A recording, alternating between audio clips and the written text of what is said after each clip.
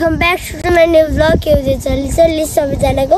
हामी आज ढुङ्गाहानी आएको छौँ। ढुङ्गाहानीको डाँडामा हामी ढुङ्गाहानीको डाँडामा अब रमाइलो गर्छौँ। यहाँ चाहिँ एकदम शीतल भइरहेको छ। यहाँ एकदम हावा चल्छ। यो चाहिँ सबै आउनु भयो किनकि तिहारको छुट्टी भएर हो। अनि हजुरहरूको तिहार कस्तो भयो होला अनि कमेन्टमा लेख्नु होला। हामी ढुङ्गाहानी चढ्दैछौँ। भिड छ तल एकदम ठुलो।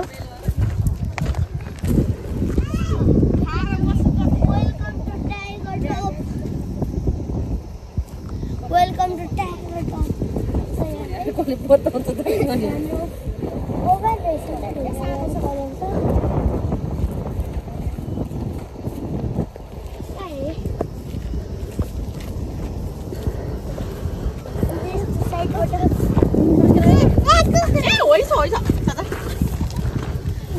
भनेको नि बोका ल्यानु क्या गाइजहरु लगर सुरु डराएर भागेको अवस्था।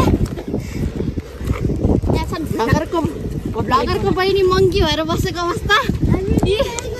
झुन्डी राख हो त्यहाँ बसेको यहाँ लादा नेपालको झन्डामा जानु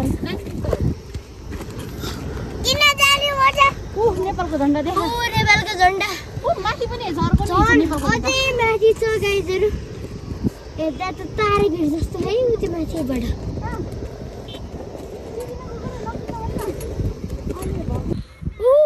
गाइजहरु हेर्नु कति राम्रो ठाउँ छ। यहाँ हेर्नु कति राम्रो ढुङ्गाहरू पनि छ। यहाँ नेपालको फ्ल्याग छ।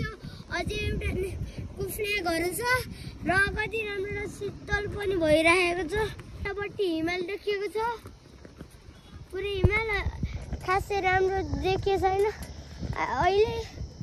हामी अब टप चढ्न लाग्यौँ। ल जाम टपमा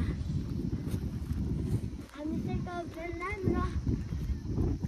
र गाइजहरु यहाँ रमाइलो रहेछ। ढुङ्गाहरूमा पनि कति कलर ढुङ्गा हो अनि एउटा रुखहरू पनि धेरै कलर हालेको छन्।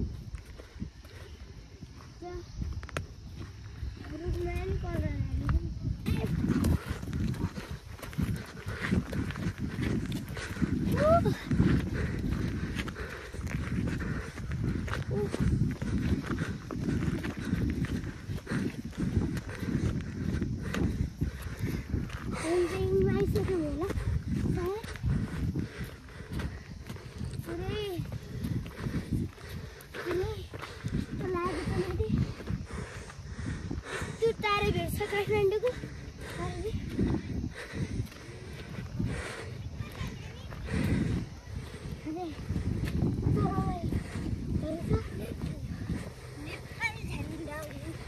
काठमाडौँको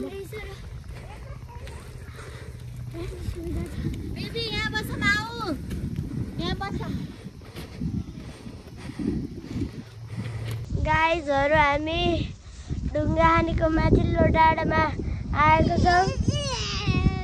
हामी ढुङ्गाहानीको माथिल्लो डाँडामा भ्यू देख्नु होला। मोबाइल भ्यू आउँदैछ र यहाँ धेरै मान्छेहरू आउनु भएको छ।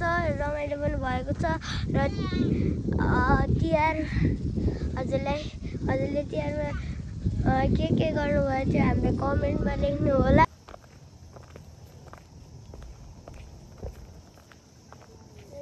यहाँ एकदम पुरै लहराहरू लागेको छ नि। यो मलाई यसको थाहा छैन। पुरै रेड वाइट ब्लू अझै पुरै हालेको छ नि यहाँ चाहिँ यस्तो। र यहाँ एकदम शीतल छ र हरियाली पनि छ। त पुरै तोरीहरू रोप्छन् र एकदम यहाँ चाहिँ एकदम मजा आउँछ के। तर उकालो चढ्नुपर्छ। तर गाडी हुन्छ। तर जति मिहिनेत गरे पनि दामी त छ के। यहाँ चाहिँ सबै घुम्न आउनु होला। बबाल ठाउँ छ। हावा पनि लागेको छ। सिसाहरू नफाल्नु होला। यहाँ पनि छैन त छैन त्यही पनि नफाल्नु होला। यस्तो पुरै आगोले डरान्छ। र यहाँ डस्टबिन पनि राखिदिनु होला। अनि यहाँ अनि यहाँ चाहिँ एकदम हावा चल्यो पुरै हाल्यो गाइजहरू हामी चाहिँ घुमेर आइसकेको छौँ र हामी चाहिँ अब भ्लगिङ गर्न लागेको छौँ अब यस्तै राम्रो ठाउँमा घुम्न आउँछौँ र मेरो भ्लग कस्तो लाग्यो होला लाइक सेयर सब्सक्राइब गरिदिनु होला र मेरो भ्लगलाई कमेन्ट पनि गरिदिनु होला र छिटै 10K पनि पुगाइदिनु होला थ्याङ्क यू